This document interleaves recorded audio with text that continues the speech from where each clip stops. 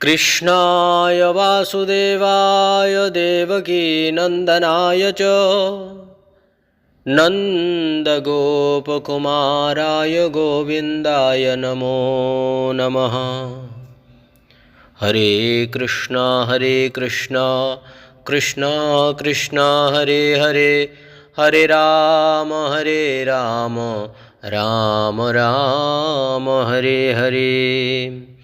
सर्वप्रथम अस्मदीय गुरुपाद पद्मनित लीला प्रविष्ट ओम विष्णुपाद अष्टोत्तर शत श्री श्रीमद्भक्ति वेदांत पूज्यपाद श्रील गुरुदेव नारायण गोस्वामी गुरु महाराज जी के चरण कमल में अनंत कोटि साष्टांग दंडवत प्रणाम करते हुए हेतु प्रार्थना करते हुए हम लोग श्री श्रील गुरु महाराज जी के चरण कमल में आश्रय होकर हम लोग श्री भगवान का पवित्रमयी कथाओं को श्रवण करेंगे।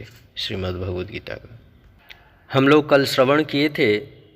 श्री भगवान ऋषभदेव ने श्रीमद् भागवत महापुराण में कहते हैं कि जो गुरु भक्ति उपदेश के द्वारा आसन्न मृत्यु संसार से अपना शिष्यों को उद्धार नहीं कर सकते, वे गुरु नहीं हैं।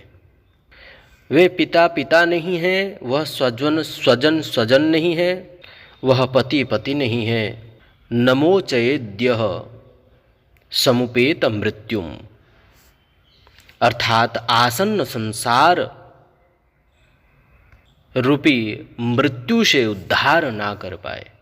वह पिता नहीं, वह पति नहीं, वह मित्र नहीं, वह गुरु नहीं, वह देव नहीं, देवम न तस्यात्।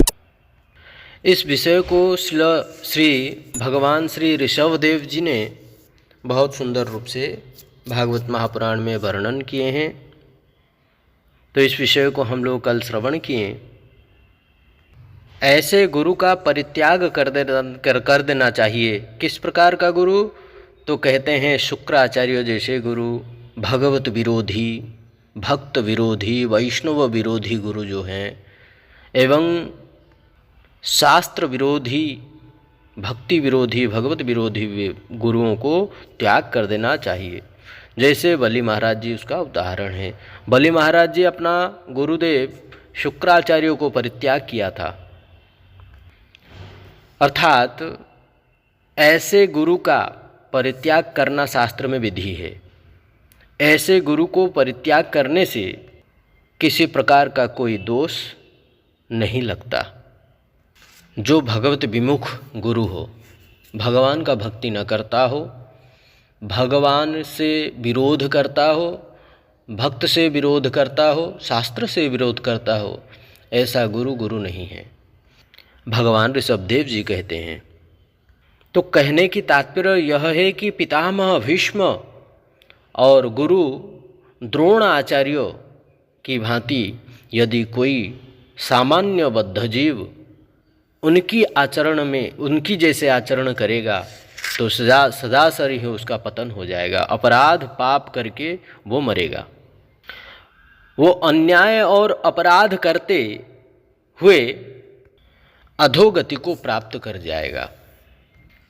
क्योंकि पितामह भीष्म भले ही बाह्य रूप से अधर्म का साथ दे रहे हैं, परंतु आंतरिक रूप से भगवान का ही है। वो भगवान का भक्त है, परम भक्त है और पांडवों का अत्यंत प्रिय है। और पांडवों को सबसे ज़्यादा प्रेम करते हैं पितामह भीष्म, गुरु द्रोणाचार्य। चिरकुमार पितामह भीष्म ने काशी राजा की 3 पुत्री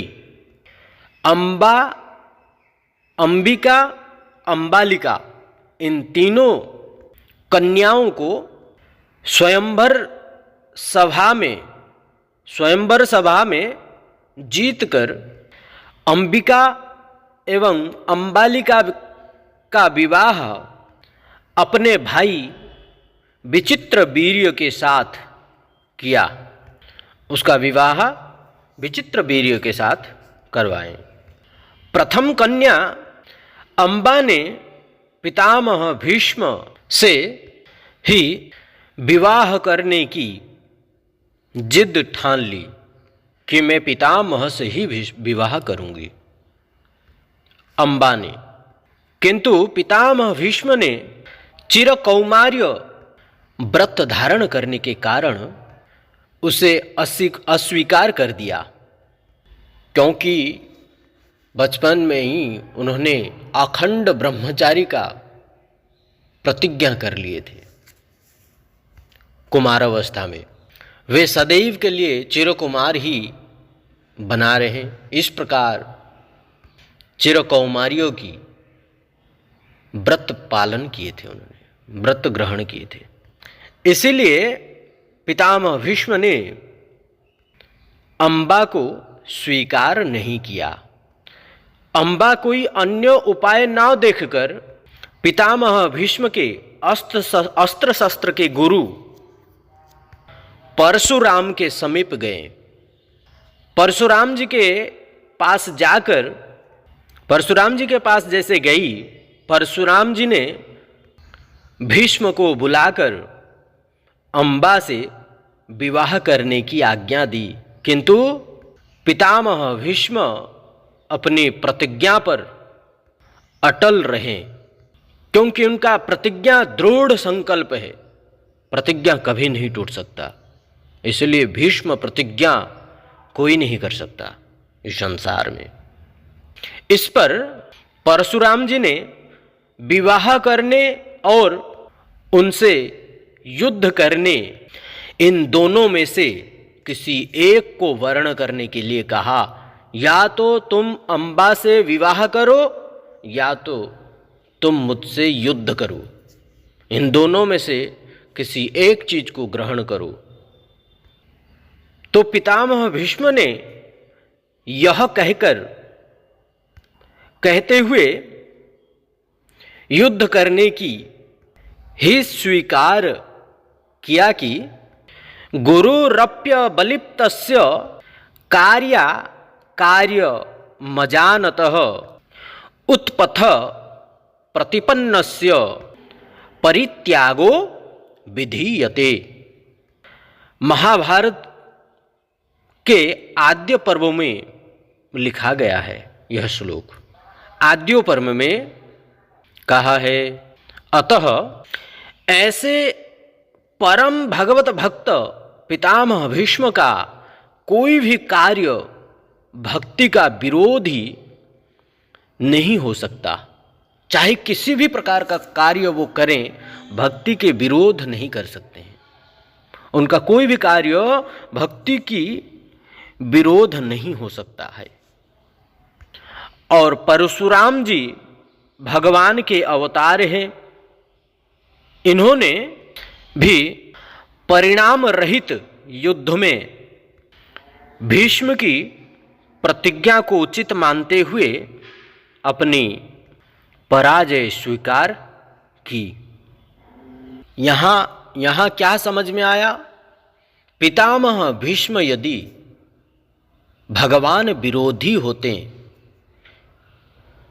या अभक्त होते तो उनका उसी समय मृत्यु तो निश्चित था, परंतु वे परम भक्त है भगवान का। इसलिए भगवान भक्त वत्सल है। अपना भक्तों को रक्षा करने के उपाय भगवान स्वयं ही देते हैं। भगवान का भजन करने से बुद्धि स्वयं भगवान प्रदान करते हैं। यही तेषां सतत युक्तानां भजतां प्रीतिपूर्वकं ददामि बुद्धि योगम तम येन माम उपयान्ति ते, येन माम उपयान्ति ते। संशय करो मत, शोक मत करो, चिंता मत करो। तुम मेरा भजन करो, मैं तुम्हें बुद्धि प्रदान कर दूंगा।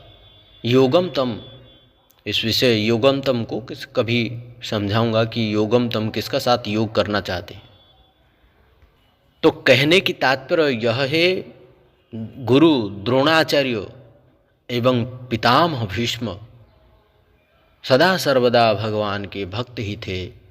जिस समय शांति दूत बन करके भगवान गए थे धृतराष्ट्र के पास, तो दुर्योधन ने क्या कहा था, सुई के नोक के बराबर भी भूमि में नहीं दान करूंगा, उनको दूंगा नहीं, तुम चले जाओ, शांतिदूत को बोले।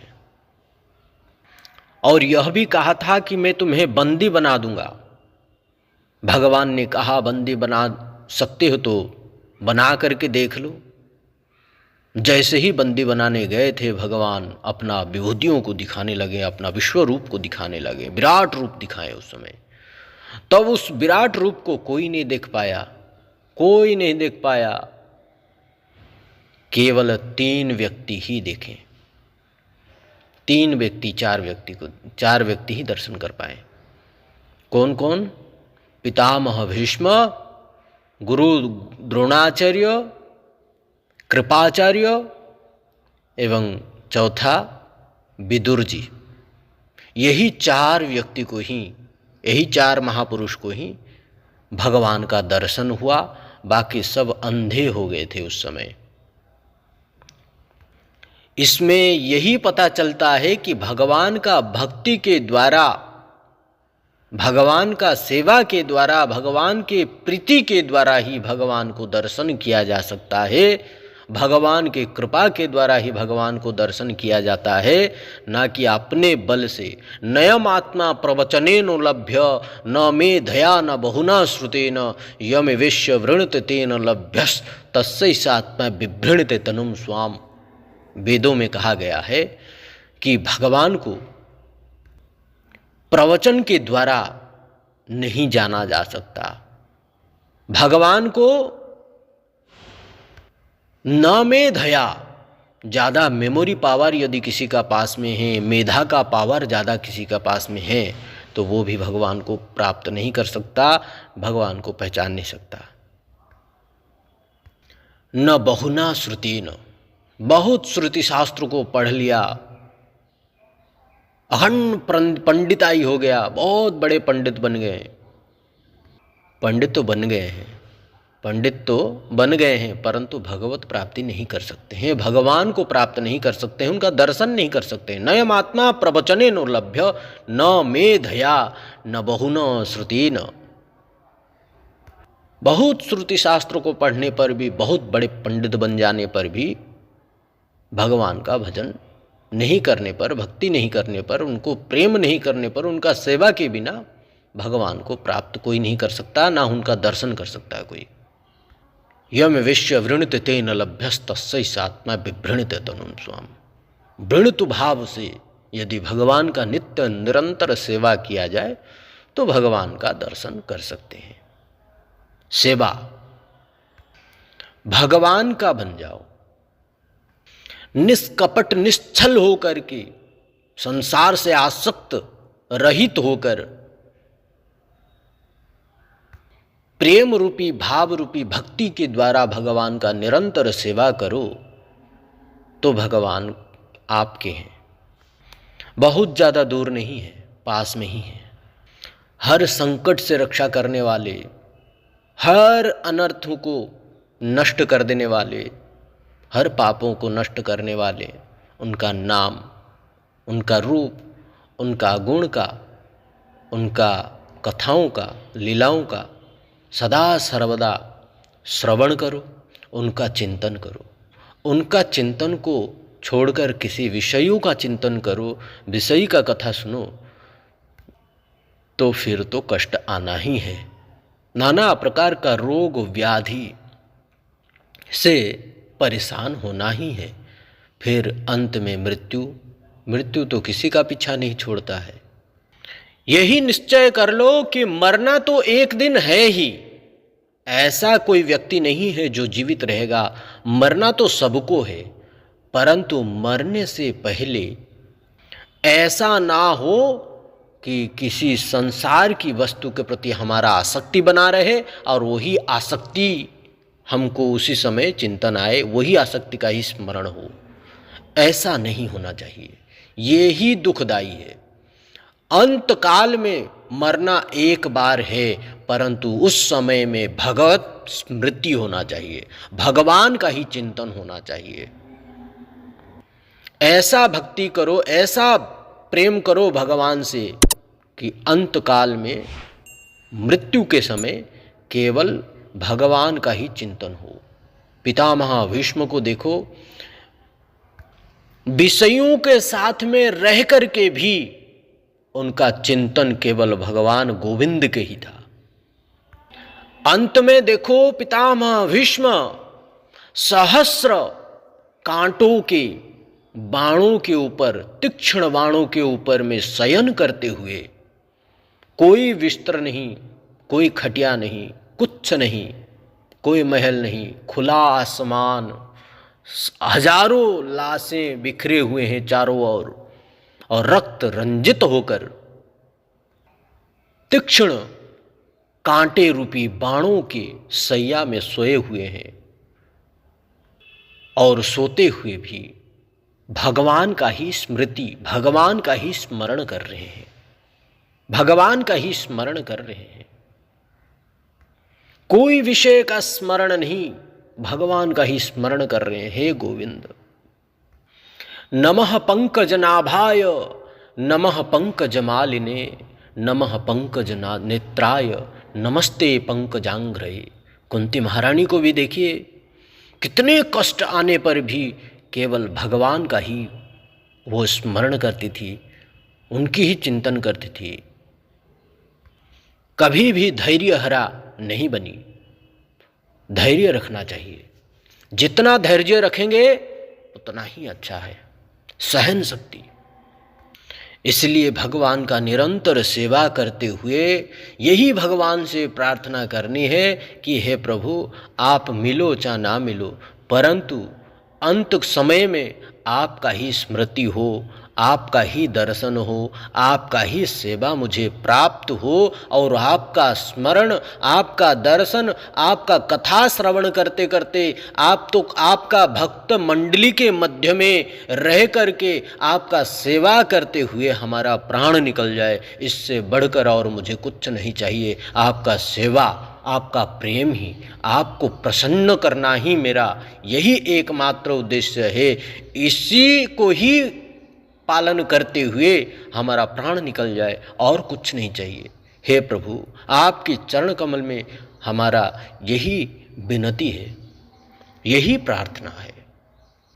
और भक्त तो भगवान के हैं ही, और भगवान भक्त वत्सल है।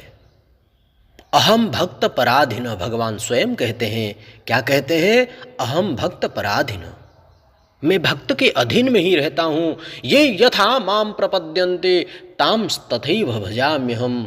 हे अर्जुन, मेरा जो जिस प्रकार का भजन करता है, जैसे भजन करता है, मैं भी उसी प्रकार का ही भजन करता हूँ। मुझे तुम्हारा धन नहीं चाहिए, मुझे तुम्हारा दौलत नहीं चाहिए, मुझे तुम्हारा शरीर नहीं चाहिए, मुझे तुम्हारा इस संसार का कोई वस्तु नहीं चाहिए। तो फिर क्या चाहिए? पत्रम पुष्पम फलम त्वयम यो में भक्त्या प्रयस्सति। तुम्हारा पास पत्र है, तुलसी की पत्ते है तो चढ़ा दो, जल है तो जल में तुलसी की पत्ता डाल करके मुझे अर्पण कर दो, फल है तो फल दे दो, और कुछ नहीं तो फूल चढ़ा दो। और यदि इतना भी नहीं कर सकते हो, यदिदम संधि निर्माणम वर्णे नामा रविमुदा तेन में कृष्ण पादाब्जे मनः संधिर विधीयताम। तुम्हारा मन को ही मेरा चरण कमल में संधि कर दो, मुझे तुम्हारा मन ही अर्पण कर दो, उससे बड़ा धन और मेरे लिए कुछ नहीं। भगवान स्वयं कहते हैं।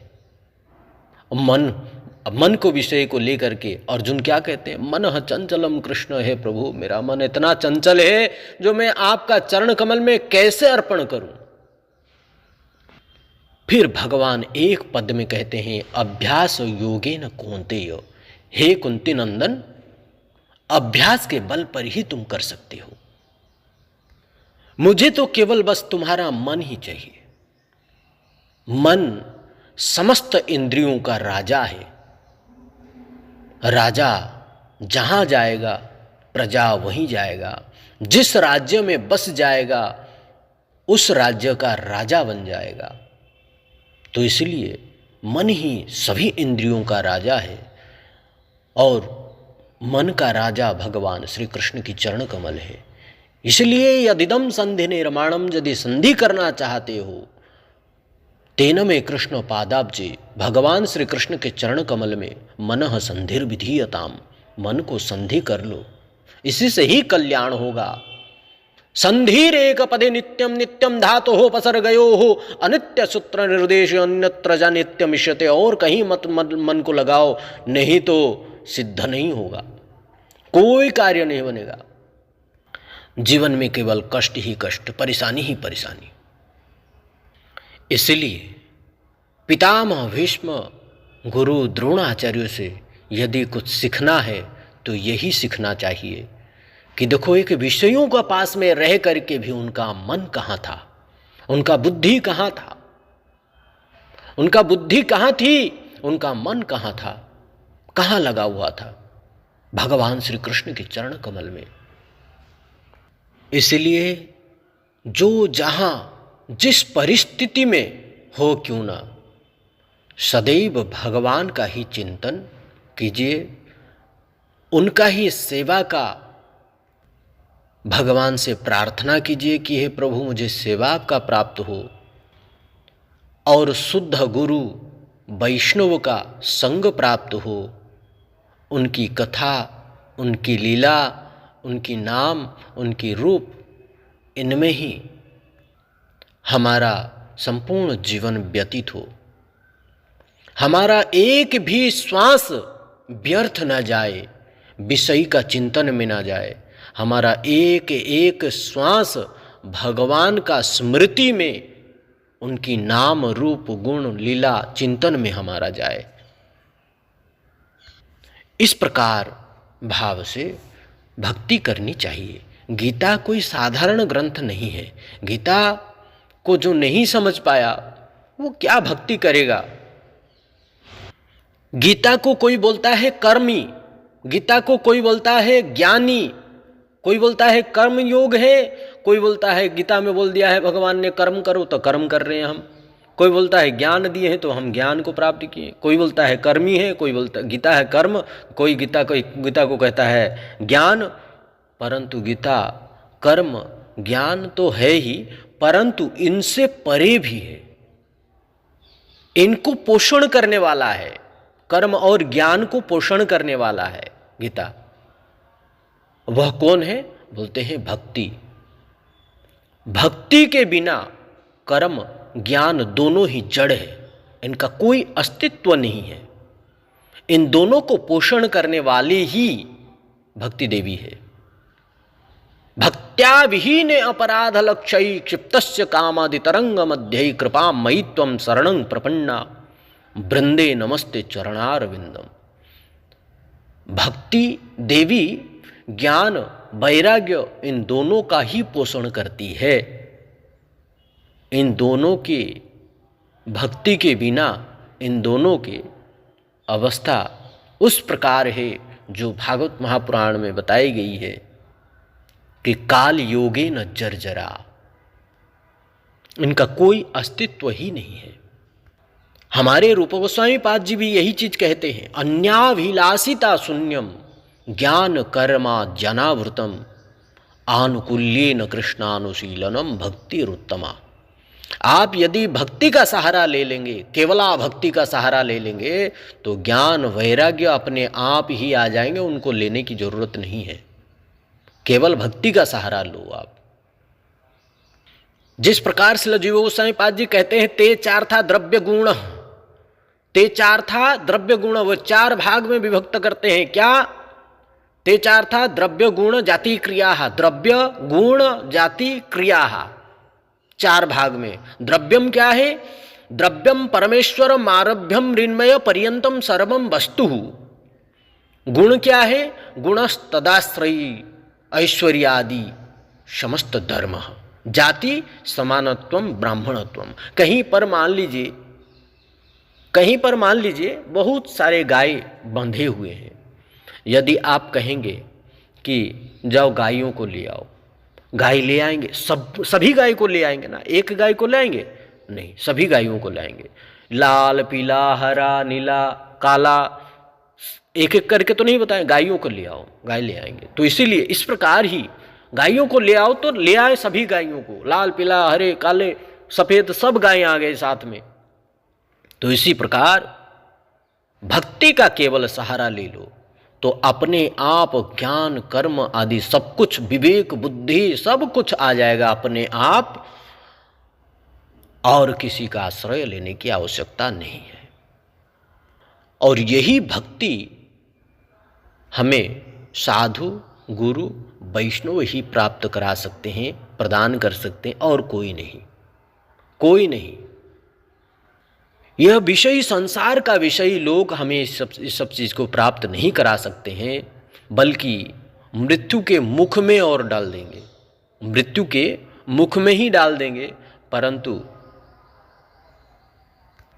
भगवत भक्ति, कृष्ण भक्ति हमें प्रदान नहीं कर सकते हैं, सद्मार्ग प्रदान नहीं कर सकते हैं, अधर्म ही कराएंगे, धर्म की पथ पे जाने नहीं देंगे। तो इसलिए साधु गुरु वैष्णव की चरणाश्रय होकर भजन करने से ये सब प्राप्ति होगी। साधु संग सर्वशास्त्र कहे, लह मात्र साधु संग सर्व सिद्धि है। भक्ति देवी भी कहती है ना, सुरर से त्वं ही धन्योसी मद्भाग्येन समागतः, दर्शनम तब लोकस्य सर्व सिद्धि करम परम। भक्ति देवी स्वयं कहती है श्री नारद जी को, हे नारद जी, आप जैसे शुद्ध भक्तों को दर्शन करने के लिए भाग्य उदय होना चाहिए, अहो भाग्य होना चाहिए, और आपके यदि दर्शन हो जाए तो ऐसा कोई कार्य नहीं है जो सिद्धि नहीं होगी। दर्शनम तब लोकस्य सर्व सिद्धि, सब सिद्धि हो जाता है, और परम सत्यम परम धीमहि, भगवान श्री कृष्ण का ही प्राप्त होता है, और उन्हीं का ही ध्यान होता है, उनका ही स्मरण होता है, उनका ही दर्शन होता है। बताओ ऐसा कोई शास्त्र में है जो नारद जी को दर्शन किया और भगवत प्राप्ति नहीं हुआ? ऐसा कोई प्रमाण है? सभी जगह प्रमाण है, जो भी नारद जी को दर्शन किया उसको भगवत प्राप्ति हुई।